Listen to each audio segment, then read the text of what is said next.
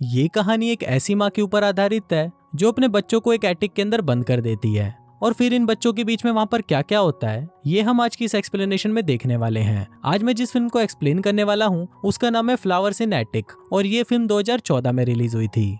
Movie की शुरुआत होती है और हमें एक फैमिली दिखाई जाती है। इस फैमिली में 6 लोग होते हैं, क्रिस्टोफर, कैथी, कोरल और 2 ट्विंस कोडी और कैरी। इनके डैड, जिसका नाम भी क्रिस्टोफर होता है, वो अक्सर अपने काम के चलते बाहर रहते थे।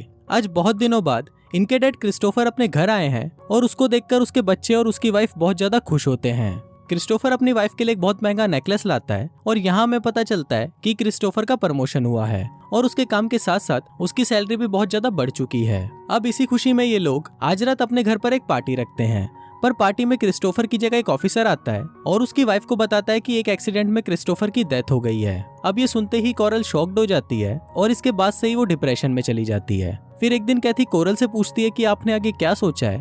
तब कोरल उसको बोलती है कि एक ऐसी औरत के लिए नौकरी करना बहुत मुश्किल है जो एक हाउसवाइफ हो और उसके 4 बच्चे हों। अब इसी टेंशन में कोरल एक एड्रेस पर बार बार चिट्ठियां भिजवाती है और उसकी कई कोशिशों के बाद एक दिन कोरल को उसकी चिट्ठी का रिप्लाई आता है, जिसको पढ़कर कोरल बहुत ज्यादा खुश हो जाती है।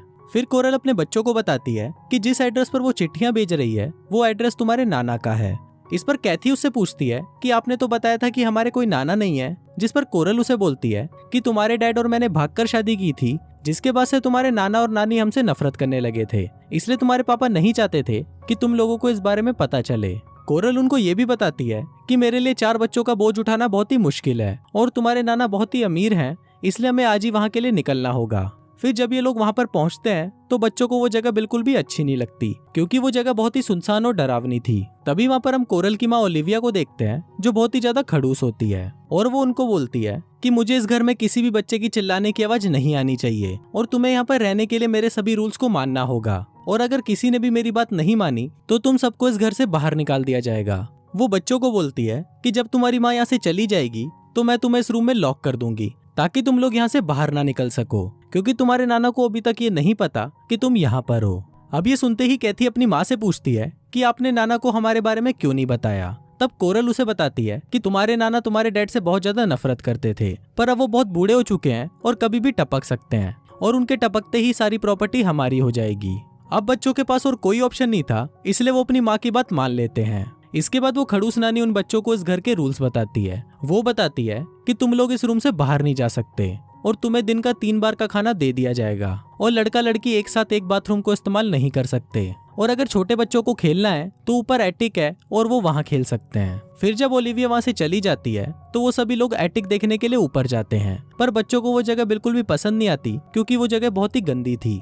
फिर एक दिन जब बच्चे ऊपर चिल्ला रहे होते हैं तभी वहाँ पर उनकी नानी आ जाती है। अब क्योंकि इन बच्चों ने रूल्स तोड़ा था तो इनको सजा तो मिलनी थी, पर कोरल अपने बच्चों की सारी गलती अपने ऊपर ले लेती है, जिस वजह से सजा भी कोरल को मिलती है। फिर ओलिविया कोरल की पीठ पर चाबुक से बहुत मारती है और सभी बच्चों को उसके निशान दिखाती है। फिर जाने से पहले ओलिविया उनको बोलती है कि तुम सब शैतान के बच्चे हो और ये बोलकर वो वहाँ से चली जाती है। फिर अगले दिन कैथी अपनी मॉम से पूछती है कि नाना और नानी डैड से इतनी नफरत क्यों करते हैं, जिस पर कोरल उसे बताती है कि तुम्हारे नाना मेरे काफी करीब थे, वो ज्यादातर मेरे साथ ही रहा करते थे, जिस वजह से वो तुम्हारी नानी को ज्यादा टाइम नहीं दे पाते थे और इसी कारण वो मुझसे चिढ़ने लगी। फिर एक दिन तुम्हारे नाना अपने भाई को यहाँ पर लेकर आए जो रिश्ते में मेरे अंकल लगते थे और उनके मॉम और डैड की डेथ हो चुकी थी। वो लड़का दिखने में बहुत ज्यादा अच्छा था, जिस वजह से मैं उसे पसंद करने लगी और फिर एक दिन हम दोनों ने भागकर शादी कर ली, जिसके बाद से तुम्हारे नाना ने मुझे जायदाद से निकाल दिया और वो हम दोनों से नफरत करने लगे। अब काफी हफ्ते बीत जाते हैं पर कोरल अपने बच्चों से मिलने नहीं आती, इसलिए कैथी दिनों को काउंट करने के लिए दीवार पर एक कैलेंडर बनाती है।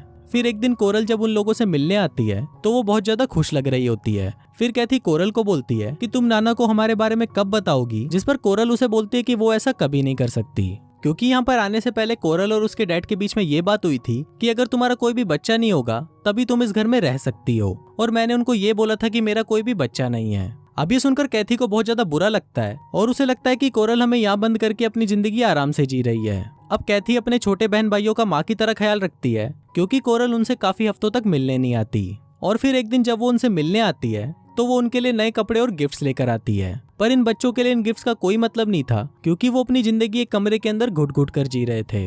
इसके बाद कोरल उनको बताती है कि आज घर में एक पार्टी है जिसपे कैथी और क्रिस्टोफर उस पार्टी में जाने की जिद करने लगते हैं। अब कोरल इसके लिए मान तो जाती है पर वो उनको बोलती है कि तुम लोगों को सब कुछ छुप कर देखना होगा और वो उन दोनों को एक टेबल के अंदर छुपा देती है। फिर वहाँ कैथी देखती है कि उसकी माँ पार्टी में बहुत ज्यादा खुश लग रही है और वहीं हमें कोरल के फादर भी दिखाए जाते हैं जो कि व्हील चेयर पर होते हैं।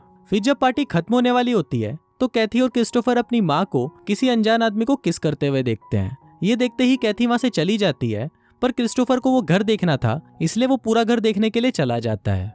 पर जब ये बात कोरल को पता चलती है तो क्रिस्टोफर की इस गलती पर कोरल उसे मारने लगती है। फिर एक दिन कैथी क्रिस्टोफर को एक गंदी किताब पढ़ते हुए देख लेती है और फिर बाद में वो इस बारे में कोरल को बताती है, जिस पर कोरल उसे बोलती है कि लड़का और लड़की की बॉडी में उम्र के साथ साथ कई तरह के चेंजेस होते हैं, और ये बोलकर वो कैथी को एक ड्रेस पहनने के लिए देती है। फिर जब कैथी उस ड्रेस को ट्राई कर रही होती है तभी वहाँ पर क्रिस्टोफर आ जाता है और कैथी को इस तरह देखकर उसके मन में फीलिंग्स जागने लगती है। लेकिन तभी वहाँ पर उनकी नानी आ जाती है और उसको लगता है कि ये भाई बहन तो आपस में ही लगे हुए हैं। फिर ओलिविया कैथी को सजा के तौर पर उसके बाल काटने को बोलती है और अगर उसने ऐसा नहीं किया तो उन्हें एक हफ्ते तक खाने को कुछ नहीं मिलेगा। पर कुछ टाइम बाद वो उनको खाने के लिए खाना दे देती है, पर वो रात को कैथी के बालों पर टार लगा देती है जिस वजह से क्रिस्टोफर को कैथी के बाल काटने पड़ते हैं। पर इसी दौरान वो काफी ज्यादा क्लोज आ जाते हैं और उन दोनों के लिए ही एक दूसरे में फीलिंग्स जागने लगती है। अगले सीन में हम कोरल को देखते हैं जो अपने बच्चों से मिलने वहाँ पर 4-5 महीनों बाद आती है और वो अपने बच्चों को बताती है कि उसने शादी कर ली है और वो 4-5 महीनों से हनीमून पर थी जिस वजह से वो उनसे मिलने नहीं आ पाई। अब ये सुनकर क्रिस्टोफर और कैथी को बहुत ज्यादा गुस्सा आता है और वो इस बात के लिए कोरल के ऊपर भड़कने लगते हैं, पर कोरल उनको शांत करने के लिए ओलिविया के हाथों उनके लिए डोनट्स भिजवाती है। फिर अगले सीन में हम क्रिस्टोफर को देखते हैं जो बहुत ही चालाकी से ओलिविया से उस कमरे की चाबी का प्रिंट एक साबुन में ले लेता है और ये लोग यहाँ से बहुत सारा पैसा चुरा कर यहाँ से भागने का प्लान बनाते हैं और इसके लिए ये लोग रोज घर में चोरी करना शुरू कर देते हैं। फिर एक दिन इनको चोरी करते हुए एक किताब मिलती है जिसमें गपागप की सारी पोजीशंस के बारे में लिखा होता है। अब उस किताब को पढ़कर उन दोनों में फीलिंग्स जागने लगती है और वो दोनों वहीं पर ही गपागप करना शुरू कर देते हैं। फिर अगले दिन हम उनके छोटे भाई कैरी को देखते हैं जो बहुत ज्यादा बीमार होता है, जिसके बाद कोरल ना चाहते हुए भी उसको हॉस्पिटल ले जाती है। फिर कुछ दिनों बाद कोरल वहां आकर उनको बताती है कि कैरी को फूड पॉइजनिंग थी जिस वजह से उसकी डेथ हो गई। अब इसके बाद से हम देखते हैं कि इन सभी की तबीयत धीरे धीरे खराब होना शुरू हो जाती है, पर ये लोग इतना पैसा तो इकट्ठा कर लेते हैं कि यहाँ से भाग पाएं और आज ही ये लोग ब्रेकफास्ट के बाद यहाँ से भागने का प्लान बनाते हैं। पर तभी वहाँ पर कोडी उन्हें बताती है कि इस चूहे की मौत हो गई है और ये चूहा वही डोनट खा रहा था जो उस दिन उनकी मॉम ने भिजवाए थे। अब ये सब देखकर हम व्यूवर्स को पता चलता है कि इनकी मॉम ही अपने बच्चों को मरवाना चाहती है ताकि वो अपनी बाकी की जिंदगी अपने नए हस्बैंड के साथ आराम से जी सके।